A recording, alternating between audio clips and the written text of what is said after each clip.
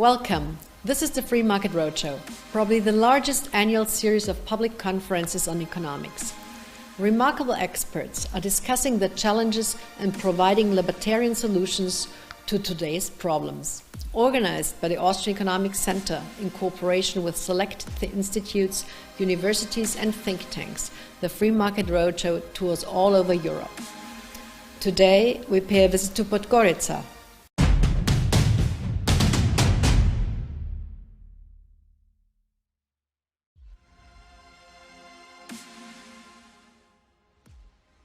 Hello world, my name is Marija Radunovic and I'm honored to welcome you to the Digital Free Market Roadshow event at University of Donja Gorica in Podgorica, Montenegro. At the beginning, let me tell you something about my university, the university set on the principles of Austrian economic thought. Our mission is to encourage UDG students to become responsible citizens of the global world. Therefore, we base our philosophy on openness, entrepreneurship, individual responsibility, but most of all, love for freedom. UDG was the first and only university in the region to enter the Free Market Roadshow network and organize the conference first in the region of Balkans. It was in 2009. That is when it started touring through Balkans and when we were fostered to cherish libertarian ideas, which are also cherished at our university. In a world which is facing a dilemma between totalitarian surveillance and global citizens' empowerment, but also nationalist isolation and global solidarity, we invite you to join us to this event and to discuss with us how to bring back the core libertarian values to the scene. We believe in other people's opinions, we believe in openness and tolerance.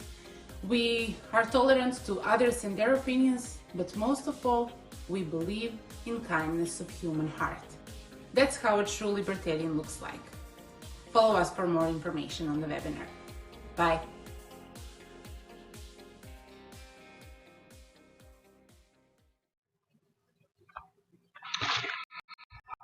Dear friends of liberty and free market, welcome to Free Market Roadshow 2021, Podgorica, actually UDG edition.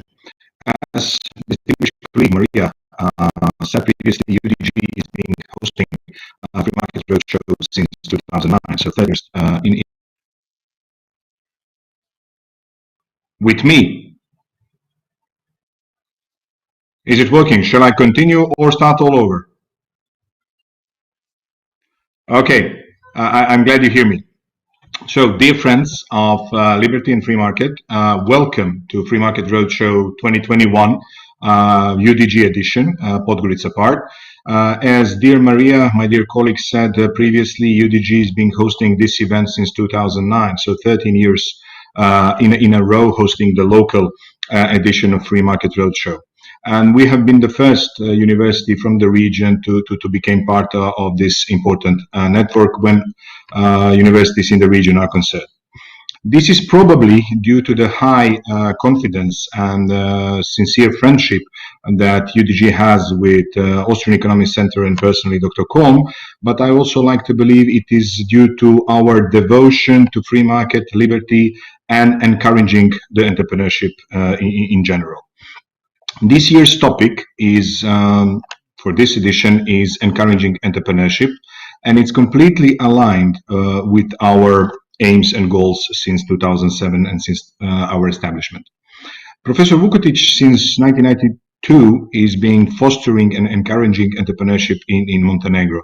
And I also like to believe and sincerely believe that he has affected all of us with the entrepreneurial spirit and ideas of classical liberalism and free market. UDG, in its work with students, confirms that with several projects and programs that are fostering entrepreneurship, starting from ideas and character, entrepreneurial idea stock exchange, entrepreneurial nest as envisaged ideas factory and space, and the concept that will encourage and foster entrepreneurial project of students, and of course a bit very famous project called Entrepreneurship Management and Business, which is part of our Faculty for International Economy, Finance and Business.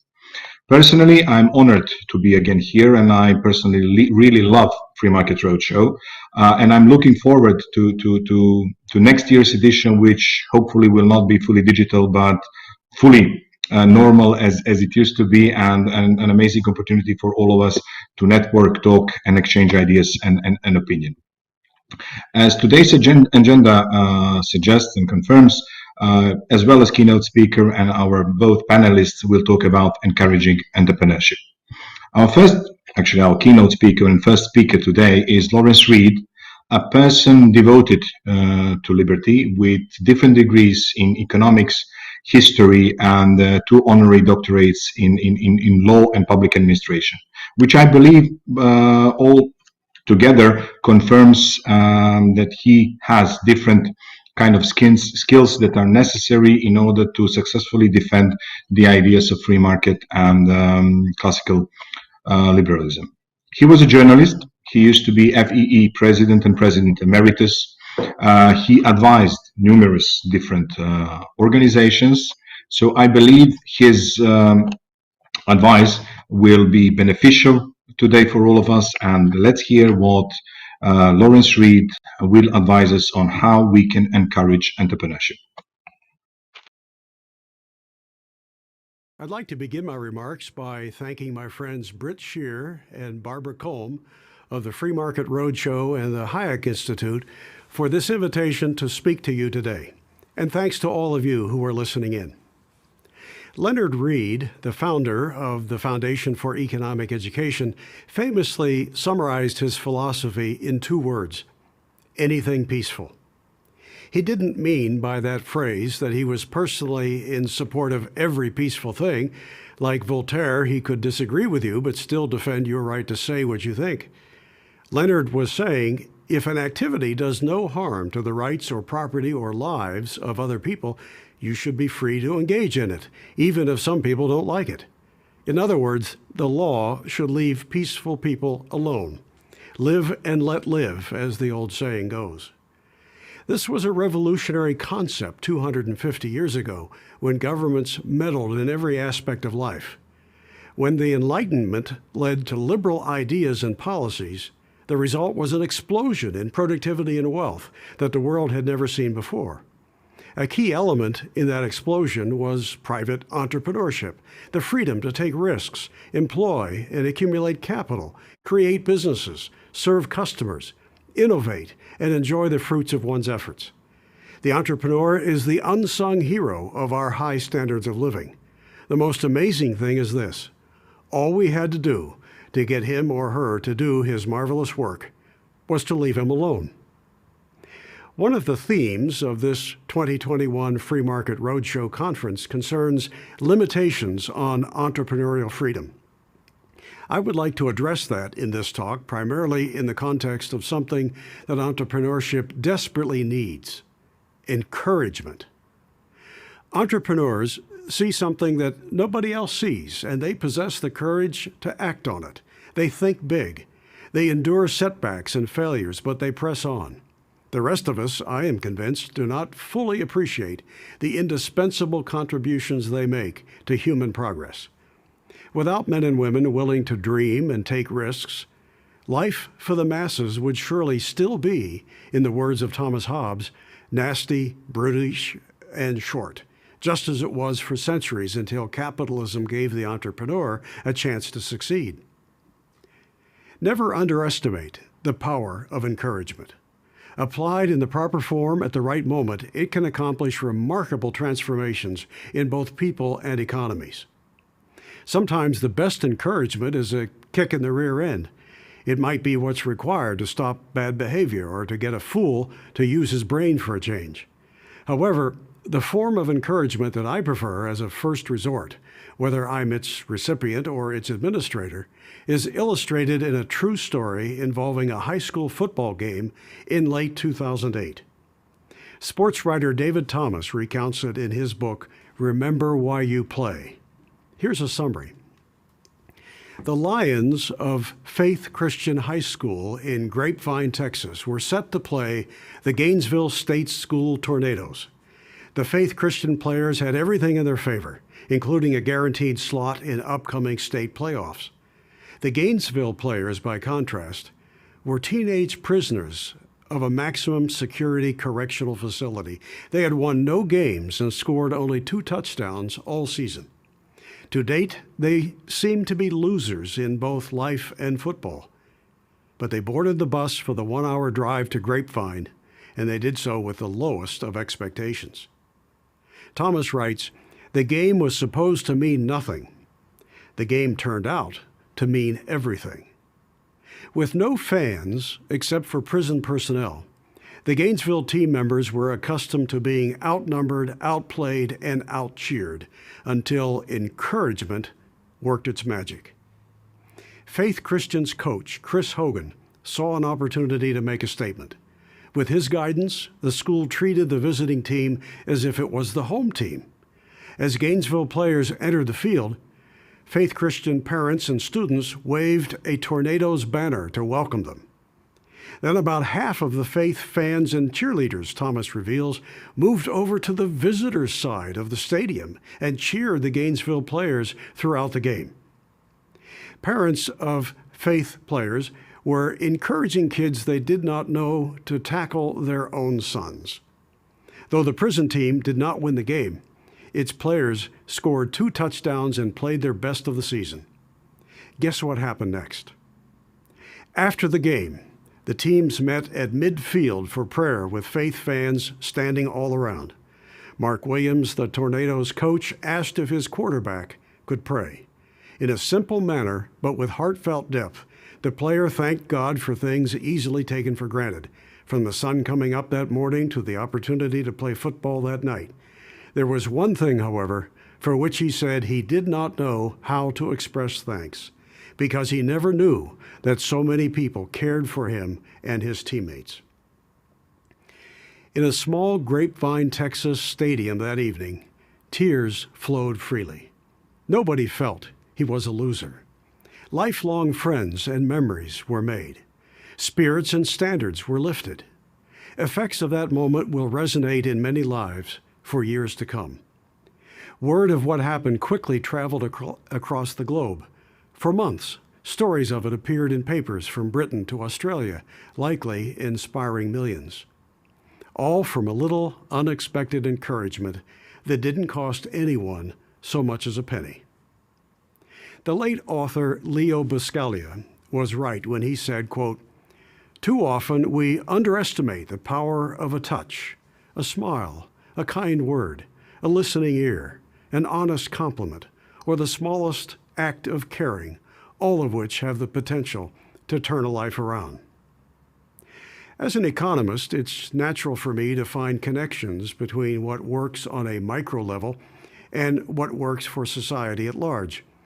If you want to know what produces a healthy, growing economy, think back to what motivates the individuals who comprise it. Encouragement looms large at every level because we humans respond positively to incentives. We react negatively to disincentives. If we encourage something, we'll get more of it, and if we discourage something, we'll get less of it. An economy produces no wealth on its own. Only real, individual people produce wealth. If they didn't, there would be no economy to talk about. They do it through the acts of working, risking, investing, inventing, innovating, employing, building, and serving customers. So if we want a wealthier society, it follows that we must encourage people to work, to risk, to invest, to invent, to innovate, to employ, to build, and to serve. To those football players on the prison team from Gainesville, encouragement showed up in the form of other people cheering them on. The message they heard was, "Go for it. You can do it. We love you. We wish you the best."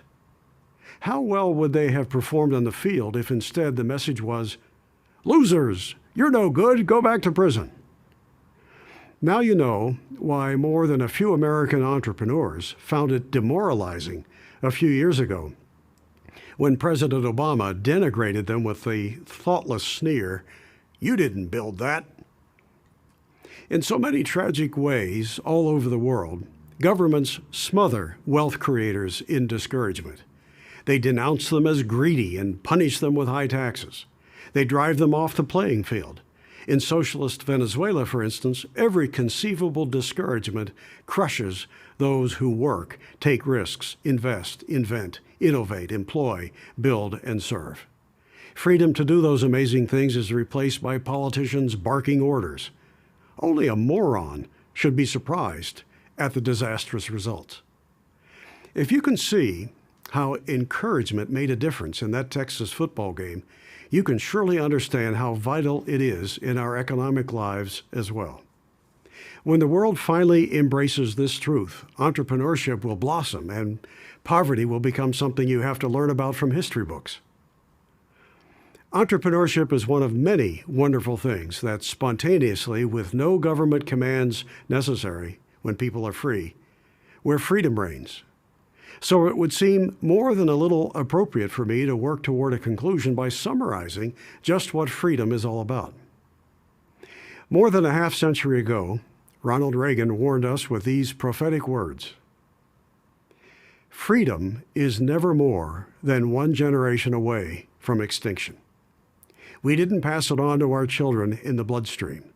The only way they can inherit the freedom we have known is if we fight for it, protect it, defend it, and then hand it over to them with the well-fought lessons of how they in their lifetime must do the same. And if you and I don't do this, then you and I may well spend our sunset years telling our children and our children's children what it was once like when men were free. In those 4 sentences, the actor who would become America's 40th president expressed more wisdom than the typical politician offers in an entire speech. Freedom is a strange thing. Everyone claims to be in favor of it. No one ever dares to declare that he's against it. At election time, all candidates endorse it, even if they disagree with each other on everything else. Some people are for it in certain spheres of life, but not others. And freedom of entrepreneurship is probably favored least because so many people have been taught to disdain the entrepreneur, especially successful ones, because they're supposedly greedy and self-serving. Could the freedom that Reagan spoke of in such serious terms really be so malleable that it fits any agenda? If it is, then it's meaningless. Let's pause, take a breath, and refresh ourselves on some principles of freedom that we may have forgotten.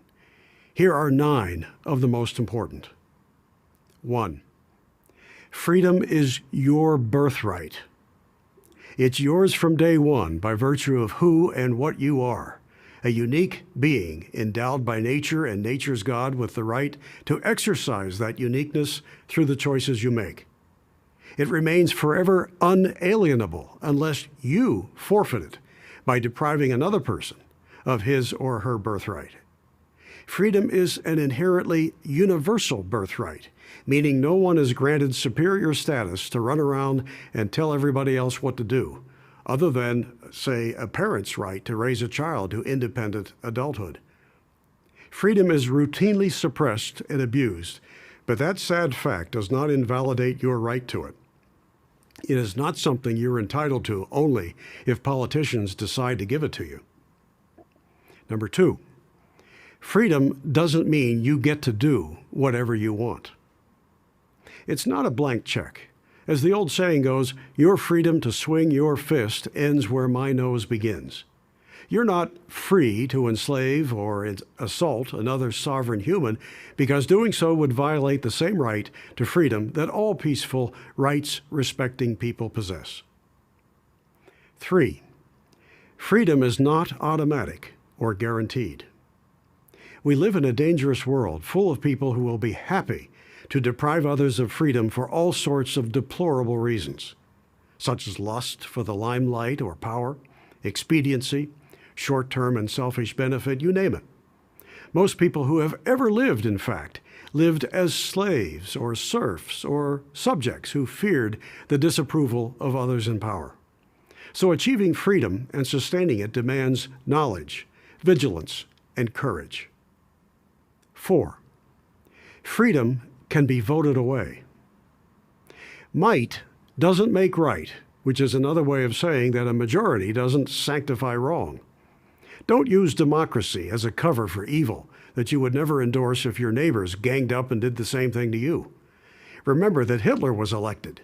Just as fully and powerfully as an invading army, you can wipe freedom out by what and who you vote for. 5. Freedom doesn't mean you get to grab the other guy's stuff. In one sense, this is an application of the second principle to property. It's amazing how many people think that they're not free unless they use the political process to appropriate what belongs to others. Freedom and private property are connected at the hip. Take one away and the other disappears with it. And if you think you're entitled to someone else's property, don't be surprised if they decide to stake the same claim on you. 6. Freedom produces unequal outcomes. As it seeks to uphold the equal rights of us all, the law should be fair, predictable, impartial, and non-discriminatory. Equality before the law is not the same, however, as equality in material income or possessions, or even happiness. Differences between people are immense in terms of behavior, ambitions, talent, work ethic, intelligence, resourcefulness, savings, risk-taking, on and on. To expect them to generate equal incomes in the marketplace is absurdly childish, and the only way such equality could ever be achieved is through brute force anyway. Do we really want to punish success and achievement to approximate the impossible fantasy of equal possessions? 7. Freedom without character is doomed to fail. Benjamin Franklin warned, "Only a virtuous people are capable of freedom. As nations become corrupt and vicious, they have more need of masters." Freedom requires high standards of honesty, humility, responsibility, patience, and self-discipline.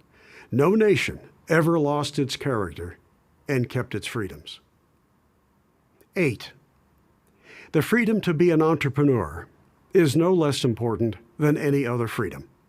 In one important sense, it may be the most important because if we weren't free to take risks, employ capital, innovate, and create, most of us would starve to death. 9.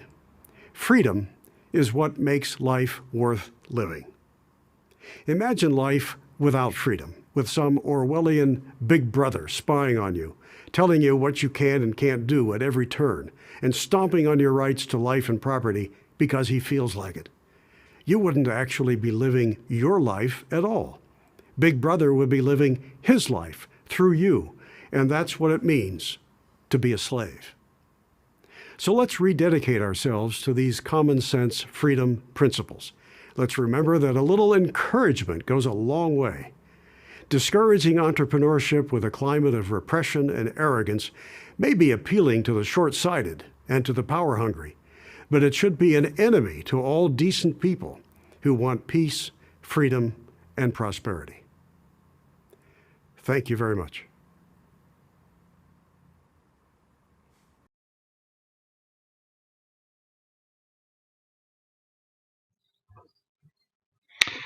Thank you very much.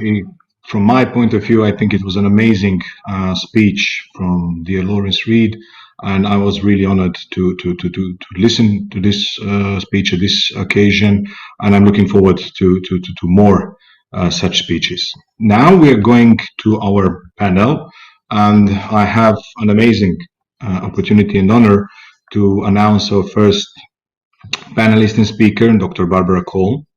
She's the president of Austrian Economic Center. She's president of Hayek Institute. She's vice president of the Austrian Central Bank. And of course, she's a professor at UDG and our dear friend. She's also acting in numerous different boards and councils. She's a vice chair of UN ITU focus group on environmental efficiency for artificial intelligence and other emerging technologies. For sure, and I completely agree with that, she's leading female libertarian in Europe, a great friend of UDG, and I really consider her as a great entrepreneur.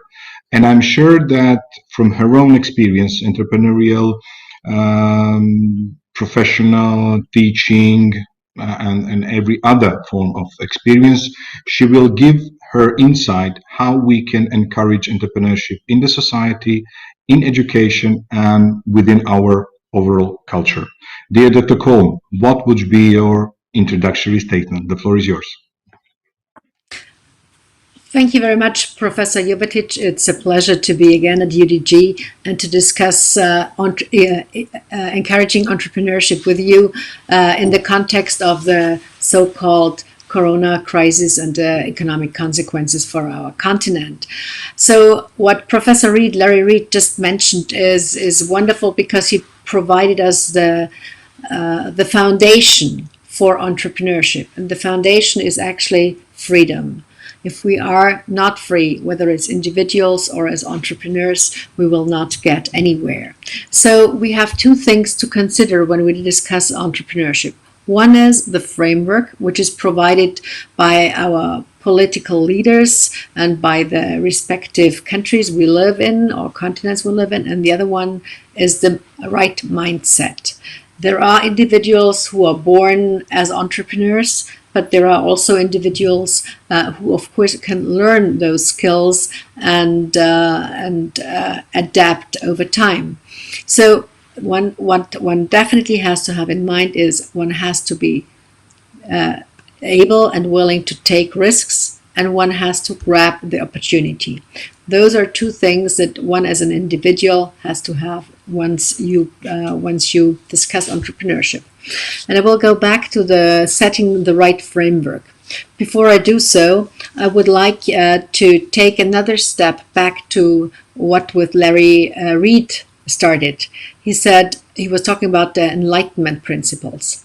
And since we have 150 years of Karl Menger, who is the founder of the Austrian School of Economics, Karl Menger's great opus magnum, the book on the principles of economics, which was published 150 years ago in 1871, and later for his habilitation used for the university in 1872. Menger points the following things out that are very important to us. Many of them we take for granted these days, but back then in economic theory they did not exist. So let's look, what were those things? It was the subjective value theory, it was marginal utility, and it was opportunity costs. All that set in the framework of prices. How are prices being built? How are they constructed? How do the supply and demand sides work on the markets? Plus, very important, what does time mean to those preferences the individuals have? So 150 years ago, this was put into a book and was kind of the starting point of the Austrian School of Economics. And one very important thing, Menger himself actually was an entrepreneur. One could even say he was a serial entrepreneur. He failed, for example, with his first paper that he himself published in Vienna only as a 25-year-old. When he came and started the Tagblatt, and his idea was to sell this paper at a very cheap price so that it would be available for the man on the street, for everybody. Back then in Vienna, the market for dailies was very competitive, but they only reached out to academia, to the so-called upper class, and to people who could afford and who had time reading. What Menger planned was a daily that educated people on markets, on economy, on a little bit of politics, but also day-to-day things, and also included readings and series. So this was a totally different concept, and from one day to the other, within a week, it had thousands of readers, which would be considered back then a huge success. Unfortunately, due to the production costs, higher production costs, he would have had to raise prices. It did not. He decided he will not do that. So this he had to move to a different journal, and his journal was bailed out, was taken over by another government paper. But he admitted that he failed with his idea. So he was an entrepreneur himself. But what do we learn from that? Again, how are prices determined? Who grabs the opportunity? Who sees the opportunity? And that the subjective value of goods is different for each and every person. And of course, there is a marginal utility for the products you deliver. Given that those things nowadays should be known to each and every entrepreneur, we take it for granted, but we see that there are external shocks that sometimes destroy enterprises. Nobody, for example, would have foreseen the so-called COVID crisis and the terrible economic consequences that we face all across the world now. But on the other hand, there were many entrepreneurs who also took the opportunity and created new enterprises, created new ideas and jobs as well. So this is the world of the entrepreneur. On the other hand, what does the entrepreneur need? What kind of framework do we need to encourage that? So sound money, limited regulation, the rule of law, individual responsibility, meaning to be allowed to be individually responsible. And then, of course, individual freedom that was rolled out by Larry Reid in so many ways. And of course, low taxes would also be preferable.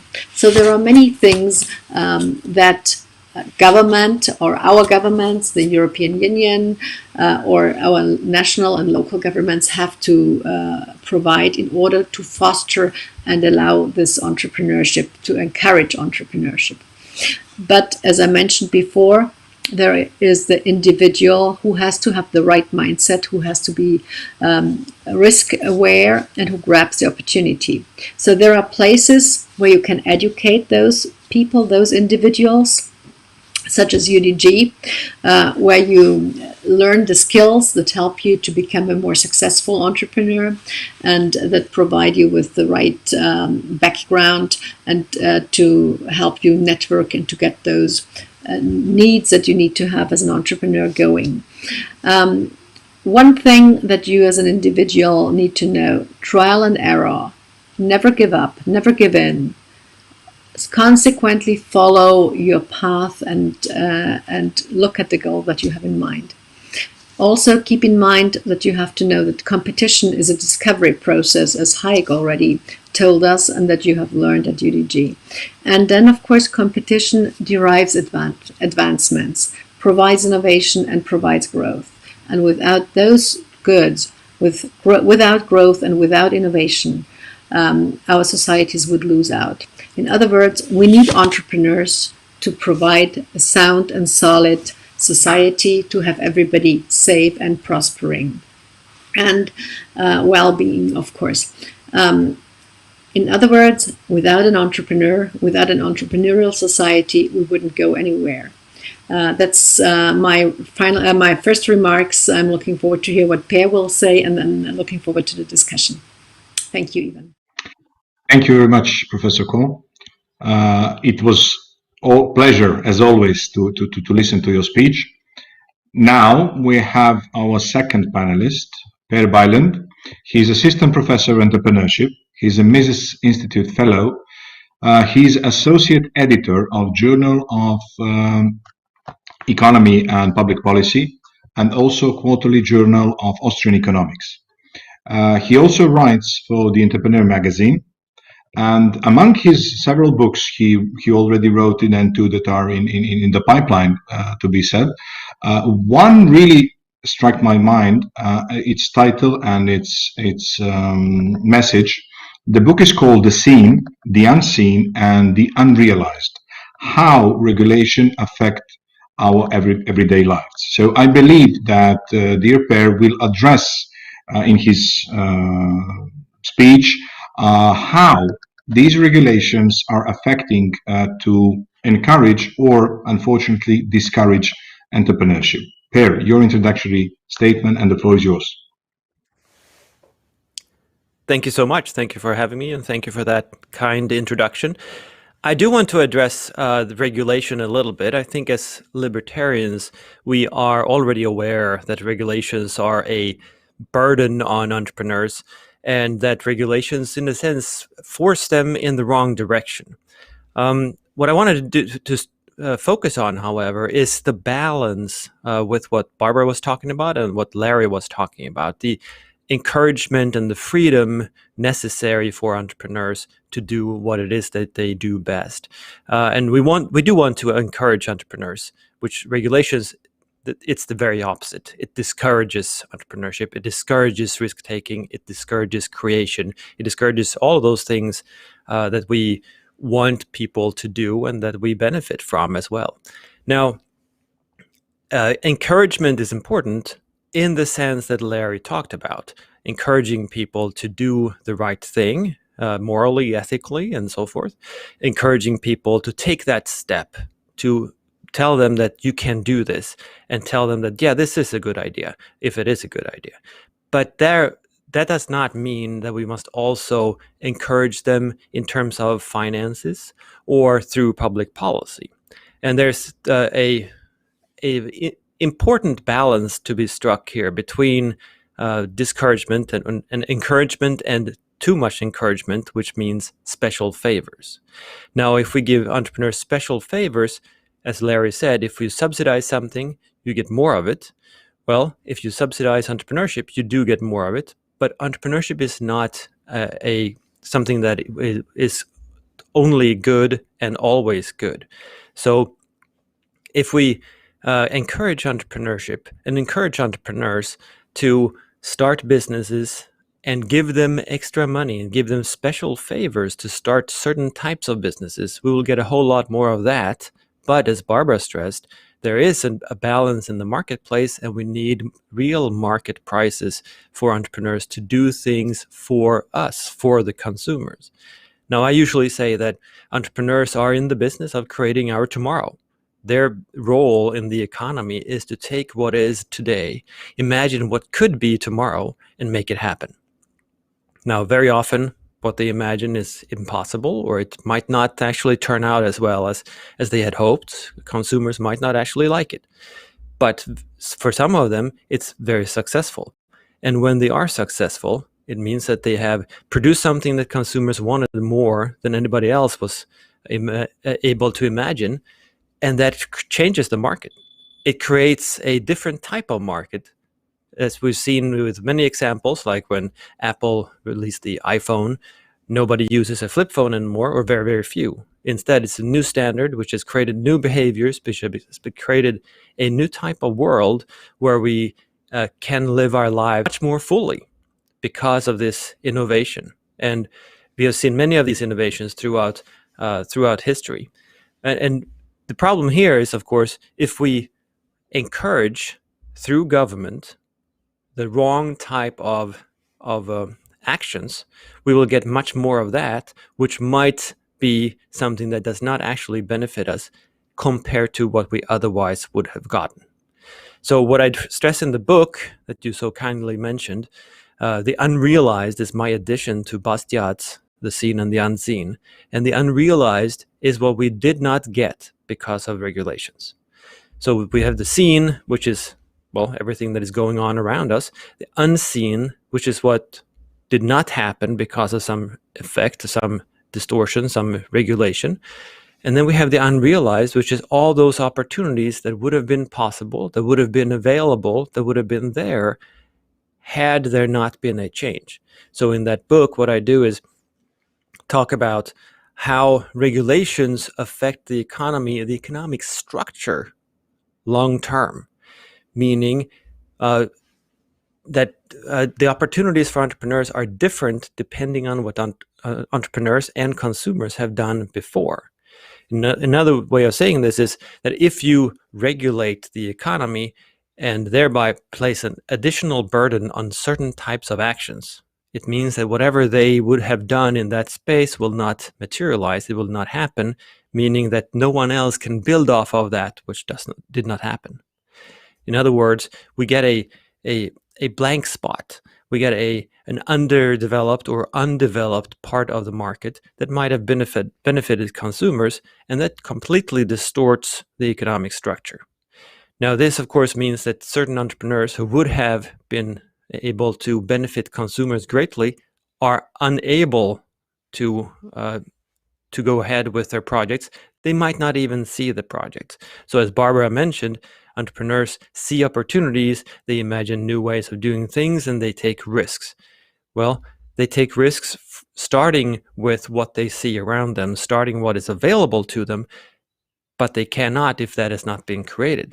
So it's very important that we have freedom for entrepreneurs to figure out how to best use our resources, how to best satisfy consumers, to learn from each other, even though, of course, they're competing with each other. But competition is a discovery procedure, as Hayek teaches, and it's a way of figuring out better, more valuable ways of using resources that we have and using the very scarce natural and human resources that are available to us as a species or as a world. Now, some special favors. I wanted to address one specific special favor that distorts the economy, and that it's sort of it creates a conflict almost within libertarianism, and it's intellectual property. Now, it might seem a good thing that we should provide protection for people's ideas. Now, the problem here, from an entrepreneurship perspective, is not for the individual entrepreneur that he or she can protect that idea and start moving ahead with their business without risking losing that idea or risking that someone else copies them. Of course, I would recommend any entrepreneur to seek a patent or copyright or whatever, because that it helps them. But the system itself distorts.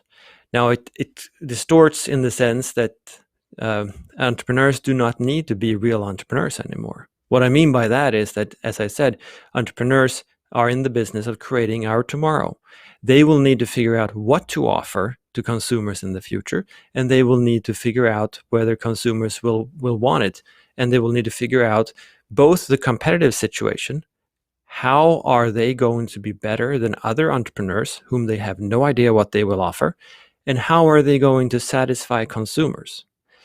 Now, this means that there's a supply and a demand side to how they think about their business model. Supply side is, how is what I'm offering better than what other entrepreneurs are offering? The demand side is, am I offering something that consumers will actually value and treasure and that will satisfy their wants?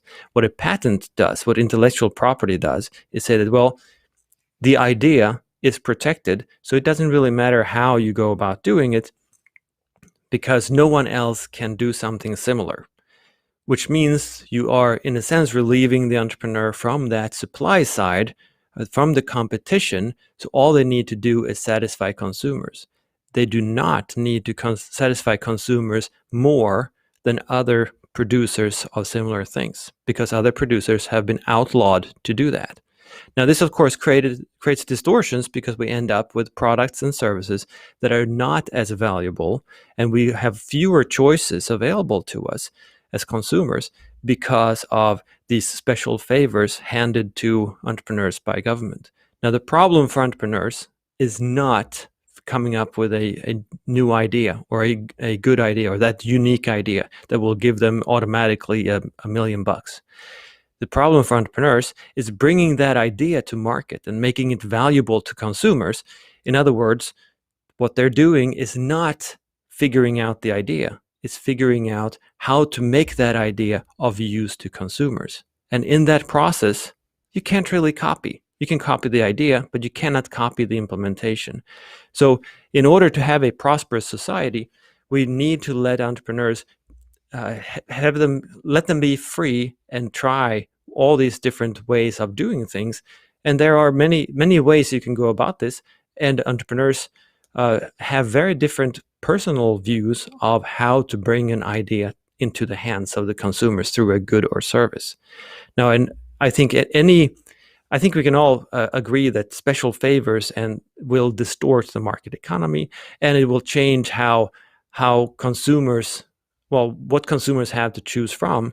And we must realize that the fewer the special favors we offer entrepreneurs, the better it is. The more freedom we offer entrepreneurs, the better it is. And the more personal encouragement we offer people to become entrepreneurs, the better it is. That's how we reach a society that is prosperous, that is free, and with a lot of well-being, a very high standard of living. Thank you. Thank you very much, dear Per. Now we are entering into our panel discussion part. I have some questions here. One of the question goes to Dr. Kolm. I'm sorry, the questions are a bit small for me. One is for Dr. Kolm. Dr. Kolm, you mentioned Carl Menger, who was an entrepreneur and also wrote a monetary policy. What would Menger say about today? What would Menger say today about fostering entrepreneurship and sound money? Well, that's interesting. Thank you for the question. Menger was in monetary policy for a very long time. He started in his in the last chapter dedicated to money, and one has to remember, and this was the times of boom in Vienna. It was the so-called Gründerzeit, when the Ring Street was, when all the entrepreneurs from the monarchy moved to Vienna to build their enterprises. The Industrial Revolution kind of finally took off in Austria, so he saw the great boom, and one thing. Second thing, in 1873, the stock exchange in Vienna crashed. It was actually May 9th, so less than 150 years ago. We already saw the first one of the big crashes, which actually had a consequence that also the New York Stock Exchange was closed for 10 days. Imagine, due to this crash. So he was involved in monetary policy in many different ways. At the very beginning, Menger's idea was always that, of course, government has to step back, doesn't have to be involved in that. And this was also until his end, when he was head of the so-called Währungskommission in 1890, which back then he was heading or was chairing the transition commission from back then silver standard, the so-called gulden, to the new gold standard, the crown, which was in the very last years of the Austrian-Hungarian Empire used. And he back then warned, if you do this transition, do it very slowly, because the most important thing is with monetary policy, trust. If you lose trust in the currency, then you will lose out. So he was warning the emperor and his advisors not to move too fast, but to be very careful and never ever lose trust. So with regards to entrepreneurship, he also mentioned that it's important to allow the individuals, the entrepreneurs, their freedom, not to get involved too much. And back then, the taxation level was much lower than it is these days. So if he lived today, probably he would have been shocked to the burdens that our enterprises or our entrepreneurs face, and also to the number and the amount of regulation. As a matter of fact, the most liberal or libertarian regulation for entrepreneurs was published in the late 1860s by the conservatives back then, and this was really very open. Almost everybody could open a business without big examinations and big entry barriers. So just make it short. Yes, he would be very careful and warning us what he sees these days. Thank you very much. This was the question from our dear friend Scott Nelson. Scott, thank you very much. Just a few comments before the second question. Andrei Milicevic is considering this as a truly pleasure and every time being here at the Free Market Roadshow. So Andrei, thank you very much. Coming from our dear colleague Marija Radunovic, just a note, she's coming from an entrepreneurial family and she precisely links freedom with responsibility. Thank you again. And another important question coming from Scott again to Per. Isn't there a danger of people hiding their technical know-how if IP rights are overridden? For example, invest in R&D. Isn't it possible we would have less choice if we discard IP rights? Yes, that is a common critique of my position. And I think the problem is that if you subsidize something, you get more of it. The problem is that patents do not protect any idea. It protects certain types of ideas, which means we get a lot of investment in research and development for those specific ideas. So we see, for instance, Big Pharma investing millions, if not billions, of dollars into producing certain pharmacologic substances, and we get a lot of those, right? But we do not get a lot of research into the low-hanging fruits like vitamins and other healthy foods and things like that. So it's important to think about the actual trade-off here. I mean, do we get too much of something? That means we get too little of something else because the resources are scarce, and it's better to let entrepreneurs figure out how to use those resources in order to satisfy consumers in the best way possible. Now, I also think that we know from experience that big pharma hiding behind, in a sense, patents to protect a substance. When the patent is about to expire, they usually try to, or at least for the big sellers, they come up with a small tweak to that substance that they can also patent. In a sense, what they're doing is investing a lot of research and development into extending the patent that they already have. And this does not really benefit consumers at all. I mean, even if we would have the patent system and just one patent, consumers would benefit from many producers of that one drug after the patent expires. But since they are investing millions in creating something very, very similar so that they can continue with the patent, no one can argue that this benefits consumers or that we get more innovation or that we get more drugs and treatments. That simply does not follow. So I think we might get more innovations, we might get more ideas, but we might get more research and development into certain spaces. But are those spaces the ones that benefit consumers most? That's not necessarily the case. And since, to be blunt, since government has created the system, I think it is very strange for us to assume that this system is efficient, that the system targets those ideas that are better for consumers. I think we should let the entrepreneurs do that and not politicians. Thank you, Per. We go forward. There is a very interesting question from my point of view, coming from Jovan Radunovic, saying, which state in the world, if any, you consider to be the most libertarian? That's one question from him. And second question from him that I would like also to merge now.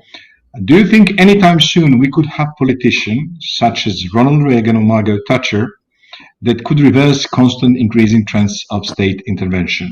Thank you for both good questions, Jovan. So, who would like to go first? Happy to start. Well, the issue is with the most libertarian state in the world.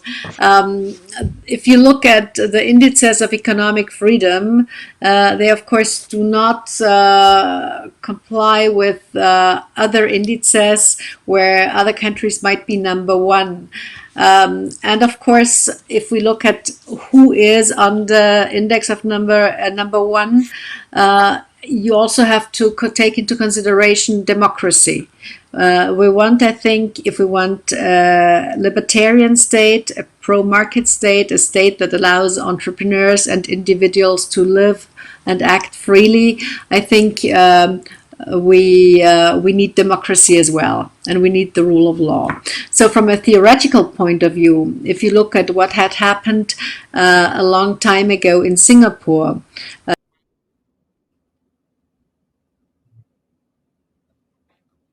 I think we lost the sound, unfortunately. when this, can you? Very good. Okay, sorry.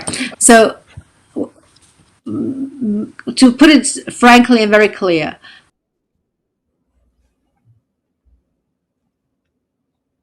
Opet, ja. Izgleda.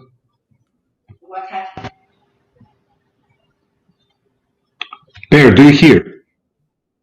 I hear you. I do not hear Barbara. Okay.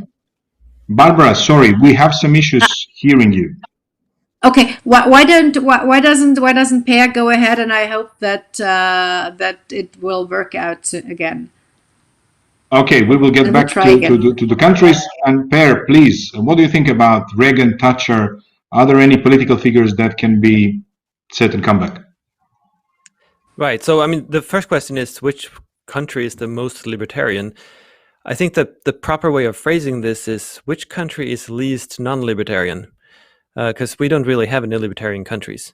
And we don't really have any free markets either. And as an Austrian economist, well, a Swede, but Austrian economist, I want to see the market be truly entrepreneurial, in the sense that entrepreneurs determine how to invest resources, and consumers give them either the thumbs up or the thumbs down. And that is what drives the economy. So we always have an economy that's shifting back and forth, trying to figure out how to best satisfy people and people's wants. We don't really have that anywhere. I mean, I live in the United States, and it used to be a beacon of freedom and free markets, and we still teach people that it's a free market or capitalist mecca in some sense, but it truly is not. It's super regulated. It's highly taxed. Politicians are involved everywhere. All utilities are pretty much monopolies by virtue of laws. So even here, there's not a whole lot of free enterprise that is truly free. It's rather protected enterprise that is free in some spaces. So I'm not really sure where the least unlibertarian country is at today. During this past pandemic, I might even say Sweden, which is very surprising to myself as a Swede. But simply because there were no lockdowns, it was an open society, and Sweden is pretty entrepreneurial, and it's heavily regulated for sure. It's really highly taxed, but still there's a vibrant economy, and it's pretty good for small business. Now the second question about, will we see another Reagan or Thatcher? I think we should probably set the bar higher and hope for something even better. And we need something even better. And I believe in basically what Newton said a long time ago, that if there is a reaction, there is an equal counter reaction. And I think that we will see, because the state is currently moving ahead so quickly and so forcefully, I think we will see backlash for government as well. I don't know who will do that, but I think there is great demand among people all over the world for more freedom. So I'm pretty hopeful for the future. Thank you very much. Barbara, would you like to Yeah, continue? I hope it worked. I hope my net is back now. Thank you. Following up on what Pierre said, sorry, we have lost a lot of individual freedom during this past so-called COVID crisis or COVID pandemia, and I think it's eventually the pendulum will swing back, and individuals will want their freedom again, and only those politicians who will provide these individual freedoms and these entrepreneurial freedoms will be elected then. So there will be opportunity for new leaders such as Reagan or Thatcher. Hopefully very soon, rather tomorrow than the next day. So that's the first thing. And second, with Sweden, one has to also keep in mind that wealth of Sweden was created by entrepreneurs a long time before it turned socialist. And back then, or socialism in Sweden, the so-called welfare state, could only be afforded because there was something that was to be redistributed. If they had not gained the wealth before, then it would not have had, and then it would not have become this welfare state either. But I want to come back to how Pierre phrased the question with regards to the most libertarian, and when he said the least anti-libertarian state. Thank you for, may I quote you on that? That's very interesting, and that's a very good thing. I mentioned in my first remarks that we need a framework for entrepreneurs, and we should look at those countries where we can check the boxes, which is sound money, limited regulation, the rule of law, low taxes, individual opportunity and freedom for entrepreneurs. I think those are the cornerstones that we need. And if you have a country where where this framework is guaranteed, then I think this is a very good one. And if you look at Switzerland, which is in Europe at least a shining example when it comes to competition between the various regional and local levels with the cantons, this is a very good opportunity because people will vote with their feet. They can go from village X to village Y within very simply and provide and look for the right framework they need. And I think this competitive advantages is very good for entrepreneurs. Thank you very much. One very interesting question also coming from our colleague Ilya Mugosha to Dr. Kolm. How would you describe influence of geography, location on entrepreneurial mindset? Is there a correlation between the geographical position and our attitude towards entrepreneurship? That is maybe partially linked to previous question, but it's interesting to put it in geo context. Well, I think first of all, I'm an economist, and I would not judge things this way. There is no such thing as full information, and I cannot foresee the future. First thing. Second thing, there are all these things that, you know, the South are lazy, whereas the people in the North are more industrious, they work longer, etc., etc. I don't think you can generalize that. That's totally untrue. I've met so many people, especially at UDG and in the Balkans, everywhere, who are totally entrepreneurial, who are very innovative, who are very creative. So there is no generalization possible.